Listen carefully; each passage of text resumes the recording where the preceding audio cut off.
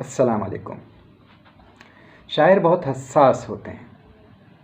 وہ نہ صرف زندگی کے دقیق اور پیچیدہ مسائل کو اپنی شاعری کا موضوع بناتے ہیں، بلکہ چھوٹی چھوٹے زندگی سے متعلق ہمارے تجربے جن سے ہر انسان گزرتا ہے اسے بھی خاص طور پہ اپنی شاعری میں پیش کرتے ہیں۔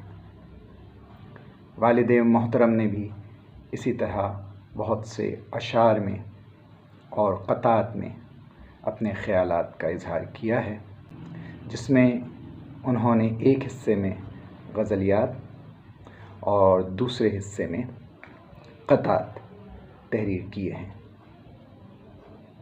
تو ابتدا کرتے ہیں حمد باری تعالیٰ سے۔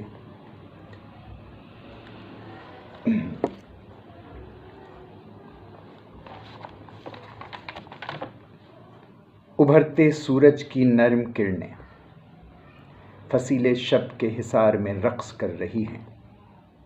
یہ رقص آغاز زندگی ہے، ابھرتا سورج نئے زمانے کی آگہی ہے۔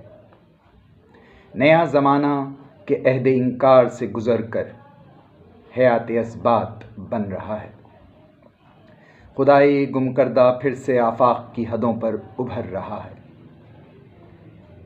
خدائے زندہ معاف کر دے گناہ میرے جو سب کریں گے، وہ لفظ میرے جو سب کہیں گے، وہ درد میرے جو سب سہیں گے۔ اسی طرح جن کا ذکر میں نے ابھی کیا، چھوٹے چھوٹے موضوعات، آپ ان کے عنوانات سے اس بات کا اندازہ لگا سکتے ہیں کہ کس طرح سے انہوں نے اپنی شاعری کا موضوع بنایا ہے۔ مثال کے طور پہ ہمراہی، دکھ کی بات، جن، راکھ، آنسو، ایک خط، سفر، ایک رات، محبت، الجھی سانسیں، ہاتھ، حق، ایک دروازے پر، ایسا کیوں ہوں، سورج کی بیماری، آنکھیں، خواب، 10 برس، بھولا بسرا نغمہ، میرا دشمن، وجود گونگا تجربہ، میرا ہم سفر، کھیل، زندگی، شکر، گراموفون، لکیریں، میرا چہرہ، پاگل، سورج، چاند پر نہ جاؤ، آئینہ، آخری تسلی، ندامت، دعا۔ تو میں نے چند عنوانات ان میں سے آپ کو سنانے کے بارے میں سوچا ہے، جو کہ میں پیش کر رہا ہوں۔ ہمراہی۔ دو ہمراہی، سورج اور میں، شام کو منزل پر پہنچے۔ دونوں بہت تھکے ہوئے تھے، مٹی کے بستر میں سوئے۔ اگلی صبح کو سورج جاگا، مجھ کو سوتا چھوڑ کے تنہا چلا گیا۔ اسی طرح ایک اور جگہ، کھیل۔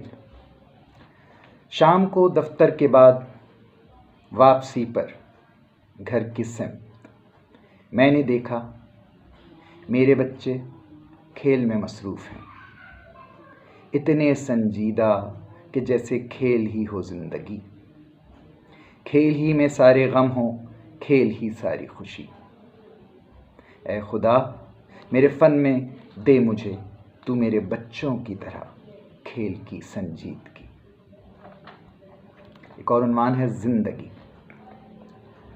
اذیت جو میری رگ رگ میں نشتر سی کھٹکتی ہے، مجھے مژدہ سناتی ہے کہ میں جو بے حسی سے مر چکا تھا آج زندہ ہوں۔ اسی طرح ایک اور قطعے میں شکر کے عنوان سے، شکر کرو اے ہم نفسو، ہم مردہ ہیں پر آنکھیں اب بھی زندہ ہیں۔ گراموفون۔ میرے گھر میں ایک پرانا گراموفون ہے، بچے اس سے کھیلا کرتے ہیں۔ میں کبھی بیکاری کے لمحوں میں اس کو بجایا کرتا ہوں، اکثر اس کی سوئی اٹک جاتی ہے اور وہ ایک لفظ پر رک کر میں ہی میں دہرایا کرتا ہے۔ میرا چہرہ۔ ایک قیافے کے ماہر نے مجھ سے کہا، گہری چالیں چلنا اور دنیا کو دھوکے میں رکھنا آسان نہیں ہے، لیکن تو چاہے تو یہ کر سکتا ہے۔ تیرا چہرہ ایک ہنس مکھ احمق کا چہرہ ہے۔ اسی طرح ایک اور عنوان ہے، پاگل۔ صبح کو بستر سے اٹھا، ہوٹل میں جانے کے لیے بازار میں آیا، دیکھا سب الٹے ہیں۔ سب مجھ کو دیکھ کے ہنستے تھے، آوازیں کستے تھے، تم الٹے ہو، تم الٹے ہو۔ ایسا ہوتا ہے کبھی کبھی ہمیں زندگی اتنی اجنبی لگنے لگتی ہے کہ ہمیں زندگی کے وہ لمحات جن سے ہم گزر رہے ہوتے ہیں اذیت دیتے ہیں، تکلیف دیتے ہیں۔ ہم صحیح ہوتے ہیں مگر اکثر ہم اپنے آپ کو غلط تصور کرتے ہیں۔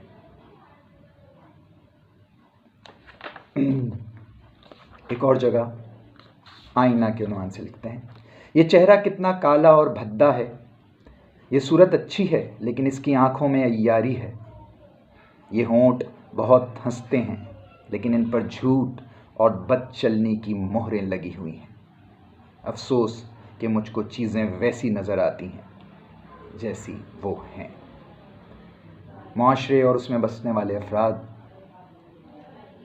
منافقت کا یہ چہرہ لگا کے رکھتے ہیں، تو انسان جب ایسے لوگوں سے ملتا ہے تو اس کو تکلیف پہنچتی ہے، دکھ پہنچتا ہے۔ آخر میں دعا، خداوند مجھے نان شبی نہ دے، شکم کے دوزخی آزار سے مجھ کو بچا لے، روح کو تابندہ تر کر دے کہ میں زندہ رہوں اس حرف شیریں سے جو تو خود ہے۔ تو آج ہم نے ان کے کتاب اکائی کے قطعات آپ کے سامنے پیش کیے۔ انشاءاللہ اگلی دفعہ کسی اور موضوع کے ساتھ حاضر ہوں گے۔